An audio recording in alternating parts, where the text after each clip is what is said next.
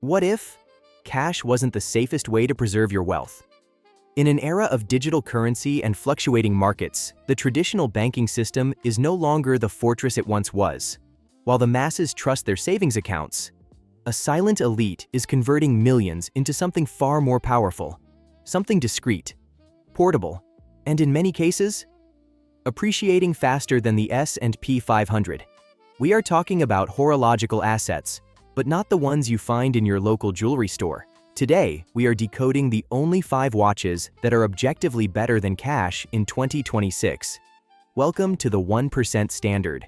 We begin with an absolute icon of liquidity, the Rolex Daytona, specifically the Panda dial. Originally created in 1963 for professional racing drivers, it was once a slow seller. Today, it is a global currency. But why is it better than cash? It comes down to the supply-demand paradox. Rolex produces roughly 1 million watches a year, yet the number of steel Daytonas hitting the market is kept intentionally low. When you walk into a boutique in Geneva or New York, you cannot simply buy one. You are put on a multi-year waiting list that many never survive. This artificial scarcity means that the moment you walk out of the store, your $15,000 investment is worth $35,000 on the secondary market. In a world where fiat currency loses purchasing power every day, the Daytona is a hedge that you can wear on your wrist. If the Daytona is a currency, the Patek Philippe Nautilus is a sovereign bond. Designed by the legendary Gérald Genta in 1976, the Nautilus was advertised as a watch that worked as well with a wetsuit as it did with a tuxedo. But in 2021, Patek Philippe did the unthinkable. They discontinued the 5711.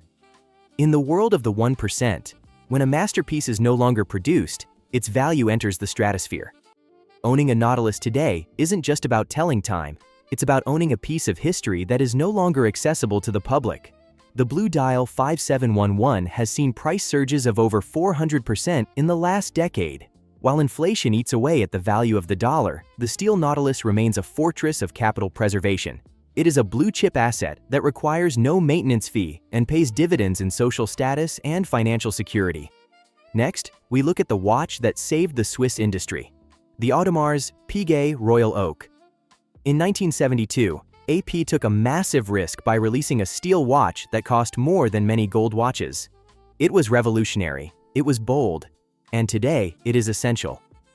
What makes the Royal Oak better than cash is its hand-finish superiority. Every single link of the integrated bracelet is polished by hand, a process that takes hours of expert labor. This level of craftsmanship cannot be mass-produced. As global wealth increases, the number of people who can afford a Royal Oak is growing, but the number of watchmakers capable of finishing one is not.